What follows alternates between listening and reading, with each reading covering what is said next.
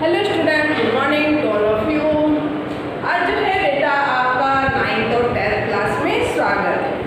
तो आज मैं आपको करवाऊंगी जो कि मैंने आपको कल कराया था। क्या चल रहा था हमारा हिंदी व्याकरण में लेसन 1। और लेसन 1 कौन सा है? वर्ण प्रकरण। कौन सा है लेसन 1? तो आज जो है हम कितनी यानी कि 15 सितंबर 2020 को 9th और 10th क्लास में 9th और 10th क्लास में सब्जेक्ट हिंदी लेसन 1 वर्ण प्रकरण। तो इसके अंतर्गत जो है भाषा किसे कहते हैं, व्याकरण किसे कहते हैं, अयोगवाह क्या है, भिन्न भिन्न प्रकार के जो हैं इसमें क्वेश्चन आते हैं। स्वर क्या है, स्वर किसे कहते हैं, और जो है बेटा व्यंजन कितने होते हैं, व्यंजन कितने प्रकार के होते हैं। तो ये जो है आपके सारे इसके अंतर्गत ही आते हैं। किसके अंतर्गत आते हैं? यानी कि वर्ण प्रकरण के अंतर्गत। ठीक है। तो मैंने आपको कल कराए थे, यानी कि 12 सितंबर को मैंने आपको कार्य करा था कि जो है भाषा किसे कहते हैं, भाषा से आप क्या समझते हैं, भाषा से क्या तात्पर्य है, भाषा कितने प्रकार की होती है। और इसमें जो है 3 प्रकार की भाषा मैंने आपको बताई थी, मौखिक, लिखित और सांकेतिक। और जो है उनकी डेफिनेशन और जो है उनके उदाहरण भी मैंने आपको दिए थे। तो इसके बाद जो है मैंने आपको करा था व्याकरण जो है किसे कहते हैं, व्याकरण से आप क्या समझते हैं, व्याकरण से क्या तात्पर्य है, आदि क्वेश्चन जो है मैंने उसमें करवाए थे। कि भाषा का जो है हमारे जीवन में क्या महत्व है, ये भी क्वेश्चन मैंने आपको कराया था। कि भाषा का जो है हमारे जीवन में मुख्य रूप से महत्व है, क्योंकि भाषा के बिना जो है हम अपने विचारों को आदान प्रदान नहीं कर सकते हैं, और भाषा के बिना ही हम एक दूसरे के विचार को नहीं समझ सकते। भाषा ही एक ऐसा माध्यम है जिसके द्वारा जो है हम एक दूसरे की बातों को समझ सकते हैं, और भाषा के प्रयोग से जो है हम विषयों का अध्ययन कर सकते हैं, भिन्न भिन्न प्रकार के विषयों का अध्ययन कर सकते हैं, जैसे खगोल शास्त्र, विज्ञान, गणित, राजनीतिक जो है आदि विषयों का जो है बेटा हम भाषा के माध्यम से भी अध्ययन कर सकते हैं। तो इसमें जो है आज हम करवाएंगे आपको अयोगवाह। टॉपिक हमारा नेक्स्ट है इसमें अयोगवाह। कि अयोगवाह जो है किसे कहते हैं, अयोगवाह किसे कहते हैं। तो सबसे पहले आप जो है इसकी मैं आपको डेफिनेशन बताऊंगी कि अयोगवाह। तो इसमें जो है बेटा आज हम आपको करवाएंगे क्या, अयोगवाह। 9th और 10th क्लास में आज का टॉपिक अयोगवाह। तो अयोगवाह की डेफिनेशन है हमारी कि स्वरों की सहायता के बिना ये जो है अयोगवाह नहीं बोले जा सकते, इसलिए जो है ये स्वर नहीं है, इन्हें अयोगवाह कहते हैं। जैसे कि बेटा अयोगवाह है आपके ये किसके बिना, एक ये है हमारा बिंदु जिसको जो बोलते हैं अनुस्वार, क्या बोलते हैं इसको, अनुस्वार। जैसे आपने उदाहरण में देखा होगा रंग ढंग के ऊपर जो है हम क्या लगाते हैं, अनुस्वार। ठीक है। फिर आता है आपका चंद्र बिंदु जिसको बोलते हैं हम अनुनासिक। क्या बोलते हैं, अनुनासिक। ठीक है। तो ये क्या है हमारा चंद्र बिंदु, उसको साधारण भाषा में बोलते हैं हम। तो ये क्या है हमारा चंद्र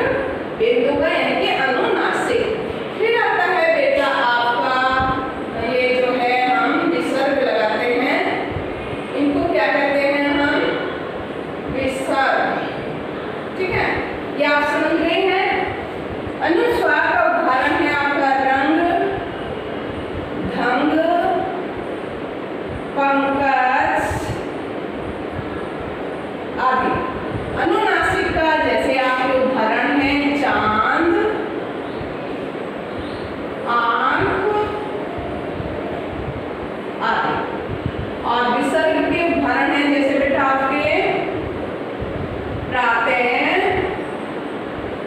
अंतः आदि। तो ये आपको क्लियर हो गया कि अयोग वहा में जो है अनुस्वार और जो है अनुनासिक और विसर्ग जो है बिना स्वरों की सहायता के हम इनको नहीं बोल सकते हैं। ठीक है, अब ये खाली हमने बिंदु दे दिया है या चंद्र बिंदु दे दिया या विसर्ग दे दिया, तो अगर हमारे पास स्वर व्यंजन नहीं होंगे तो ये हम कैसे बोलेंगे, ये हम बोल ही नहीं सकते हैं। तो इसे जो है इन तीनों के योग को अनुस्वार, अनुनासिक और विसर्ग तीनों के योग को ही हम क्या कहते हैं, अयोगवाह। क्लियर? फिर देखिएगा अयोगवाह जो होते हैं बेटा बिना किसी स्वर की सहायता के नहीं बोले जा सकते हैं। इनको बोलने के लिए हमें स्वरों की आवश्यकता होती है। जैसे अनुस्वार करता है हमारा बिंदु, इनके जैसे उदाहरण रंग, ढंग, पंकज आदि। सेकंड है हमारा चंद्र बिंदु यानी कि अनुनासिक, अनुनासिक बोलते हैं और साधारण भाषा में इसको हम बोलते हैं चंद्र बिंदु। तो इसके उदाहरण हम देख सकते हैं जैसे चांद, आंख, नाक आदि जो है इसके उदाहरण हैं। और विसर्ग जब हम किसी व्यंजन के आगे या स्वर के आगे जो है क्या लगाते हैं, विसर्ग लगाते हैं, तो ये क्या बन जाता है हमारा ह की आवाज लगती है, का स्वर निकलता है प्रातः ह। तो इन तीनों के योग को अनुस्वार, अनुनासिक और विसर्ग के योग को ही अयोगवाह कहते हैं। क्लियर हो गया आपको? ये उतार लेंगे, फिर मैं आगे नेक्स्ट टॉपिक कराती हूँ आपको।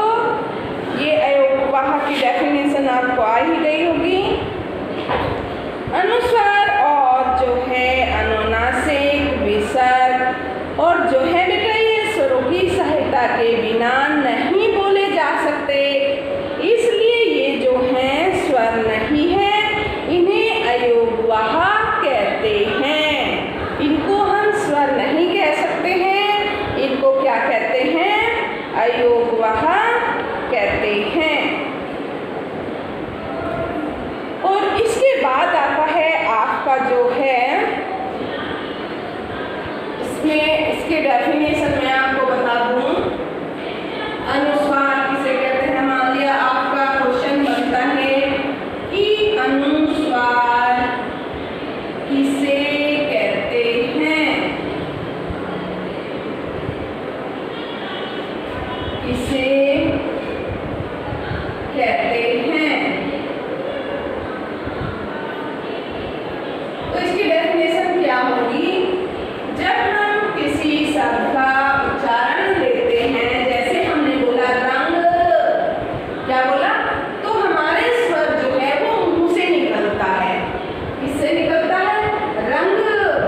तो ये किससे निकलता है हमारा स्वर, यानी कि मुंह से निकलता है। जो ध्वनि हमारे मुंह से निकलती है उसे हम अनुस्वार कहते हैं।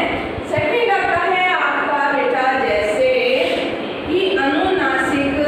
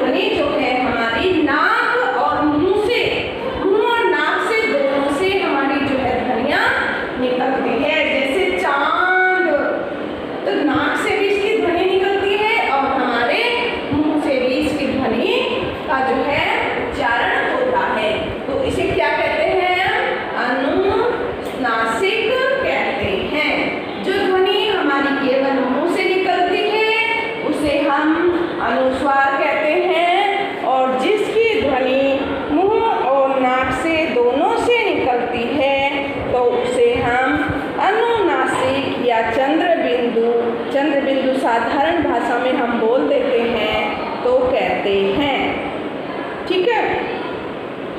अनुस्वार वास्तव में डे जेण ने में का विकल्प है, जैसे गंगा, चंचल, कंठ, कंपन, गंगा आदि जो हैं ये किसके उदाहरण हैं? अनुस्वार के उदाहरण हैं।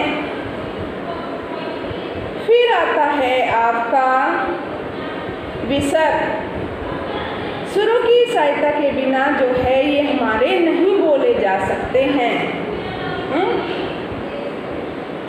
तो फिर नेक्स्ट आएगा आपका संयुक्त व्यंजन से क्या तात्पर्य है। नेक्स्ट क्वेश्चन आपका बनता है इसमें कि जो है संयुक्त व्यंजन किसे कहते हैं।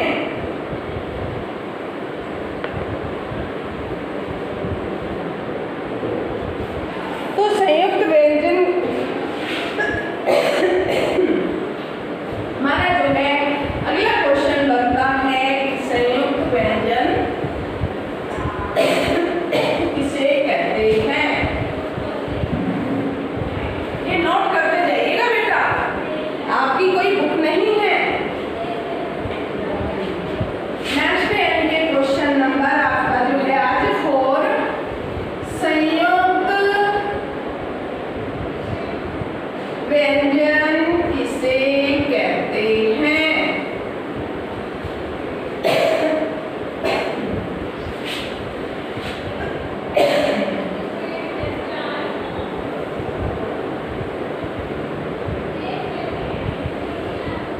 संयुक्त व्यंजन किसे कहते हैं। आपने देखा होगा कि हिंदी में जो है 3 व्यंजन और जोड़ दिए गए हैं। कौन से 3 व्यंजन जोड़ दिए गए हैं? शे, त्रे और गे, यानी कि गेज्ञान। तो संयुक्त व्यंजन शे, त्रे और गे।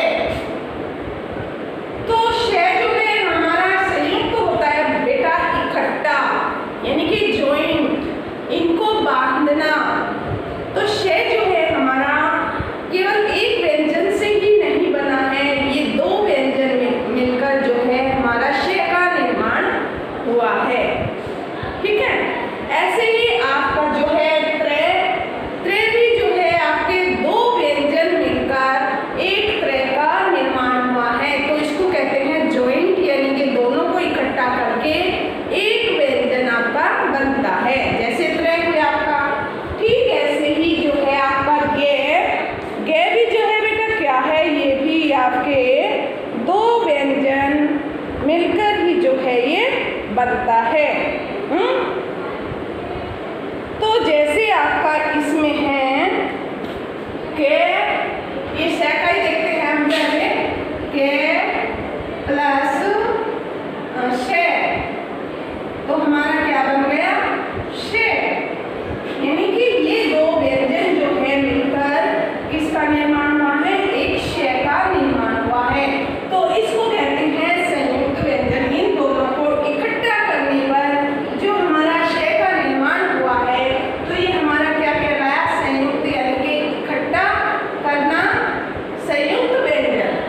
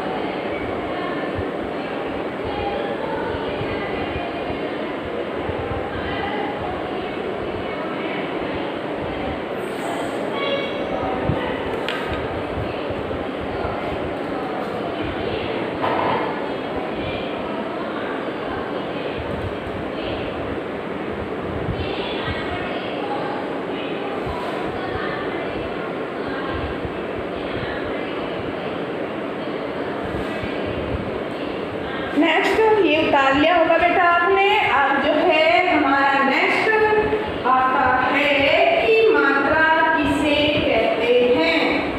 क्या है अगला टॉपिक कि मात्रा जो है किसे कहते हैं।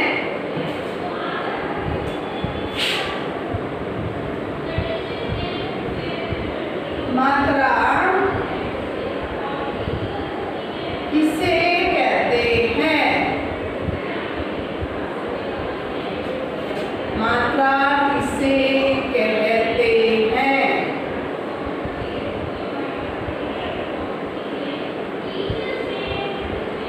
ठीक है, तो आपने देखा होगा कि जब जो हमारे स्वर होते हैं तो भी व्यंजन के जब साथ हम उनको जोड़ते हैं, जब स्वरों को व्यंजन के साथ जोड़ते हैं तो वो मात्रा का रूप ले लेते हैं, तो उसे हम मात्रा कहते हैं।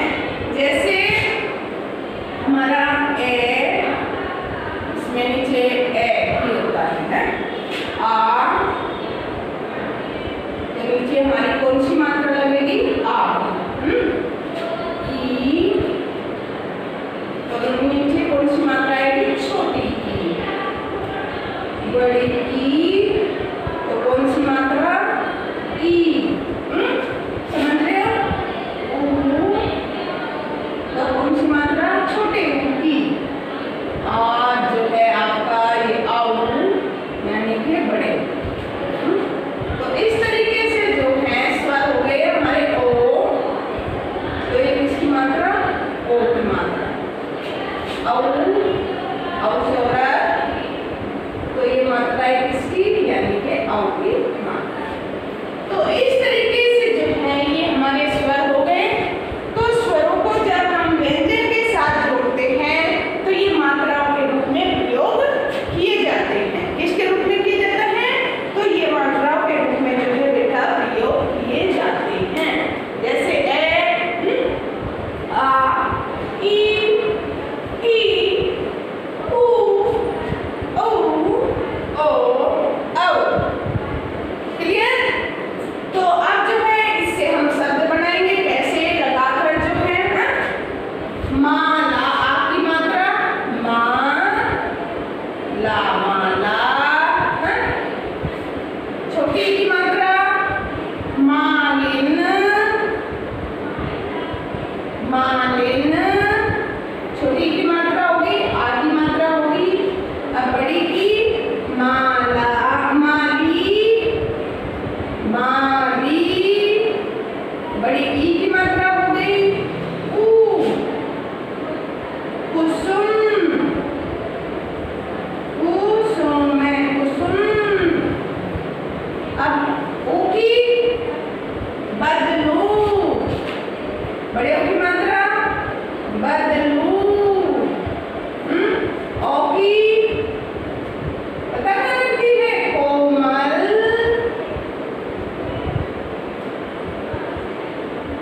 और जो है ये औ की डकैत, ड।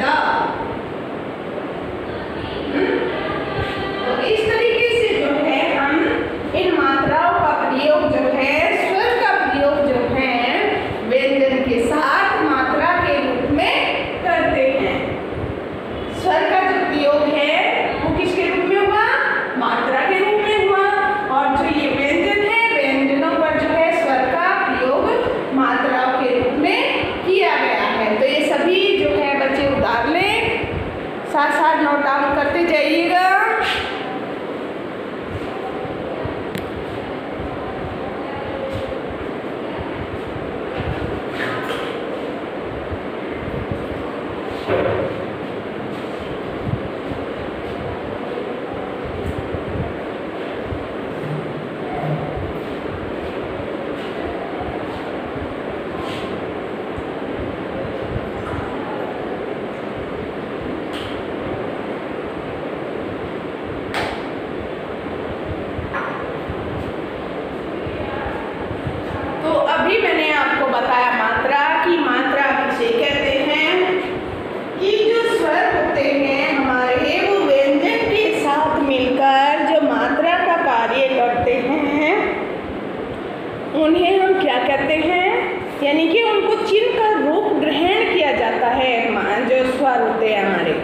जब किसी स्वर को किसी व्यंजन से मिलाया जाता है तो उसको चिन्ह रूप में जो है ग्रहण किया जाता है।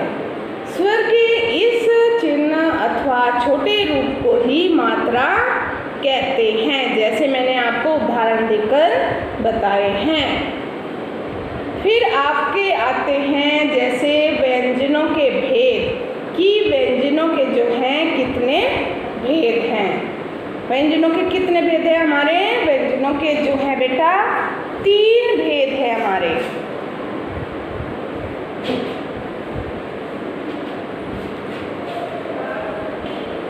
नेक्स्ट क्वेश्चन आता है आपका व्यंजनों के कितने भेद हैं।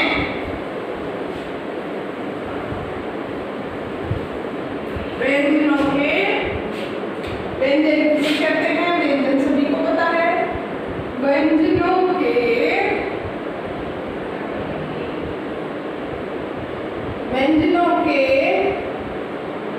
कितने भेद हैं? कितने भेद हैं? तो इसमें मैंने आपको कितने बताए हैं? 3 भेद हैं। क्वेश्चन नंबर 5, व्यंजन के कितने भेद हैं? व्यंजन के 3 भेद हैं। 3 भेद हैं।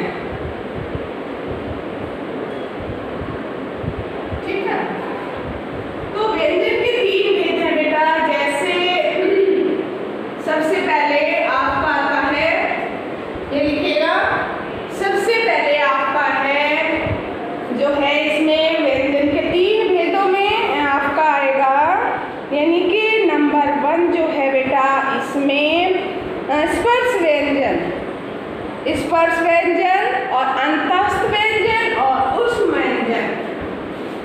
सबसे नंबर 1 स्पर्श व्यंजन,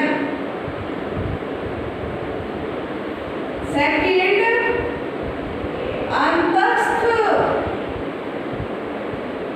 अंतस्थ व्यंजन, थर्ड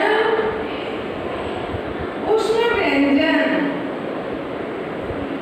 ऊष्म व्यंजन। तो ये किसके भेद बताए? व्यंजन के। ठीक है, स्पर्श व्यंजन सबसे पहले हमारे सामने क्वेश्चन आता है कि स्पर्श व्यंजन किसे कहते हैं। जब हम कोई स्वर या ध्वनि निकालते हैं तो उसका स्पर्श जो है मुंह के अनेक भागों से मिलकर जो है होता है। तो इसको जो है यानी कि मुंह में जो है अनेक भागों से हमारी जीभ स्पर्श करके निकलती है, तो उसे हम क्या कहते हैं? स्पर्श व्यंजन कहते हैं। क्लियर हो गई आपको? स्पर्श व्यंजन किसे कहते हैं? जब हम स्पर्श व्यंजन का उच्चारण करते हैं या इसके स्वर निकालते हैं तो वो हमारे मुंह के अनेक भागों को स्पर्श करके जो ध्वनि निकलती है उसे हम स्पर्श व्यंजन कहते हैं। ये आ गया आपको कि स्पर्श व्यंजन जो है किसे कहते हैं बेटा। तो जैसे उन्हें स्पर्श व्यंजन कहते हैं। नेक्स्ट है आपका जैसे अंतस्थ व्यंजन। कौन सा? अंतस्थ व्यंजन है हमारा कि अंतस्थ व्यंजन जो है किसे कहते हैं। जब हम कोई उच्चारण बोलते हैं, व्यंजन का कोई उच्चारण बोलते हैं तो हमारे आंतरिक भाग से जो है उसका स्वर निकलता है, उसे हम जो है अंतस्थ व्यंजन कहते हैं। आपने देखा होगा जैसे य, तो हमारा पेट जो है वो अंदर की ओर जाता है। य कि इसकी जो ध्वनि है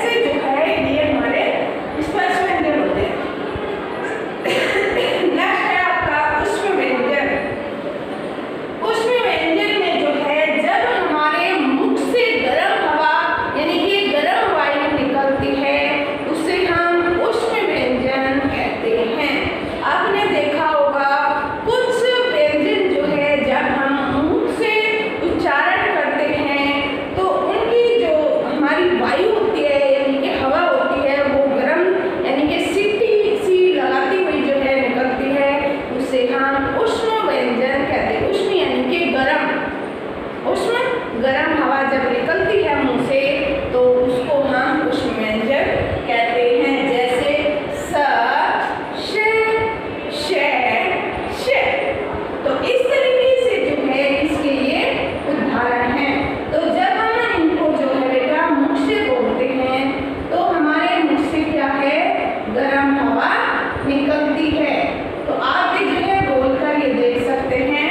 तो ये उष्ण व्यंजन के मुख्य रूप से उदाहरण दिए गए हैं। तो ये सब बच्चे भाग लेंगे, इसको देखेंगे ध्यान से।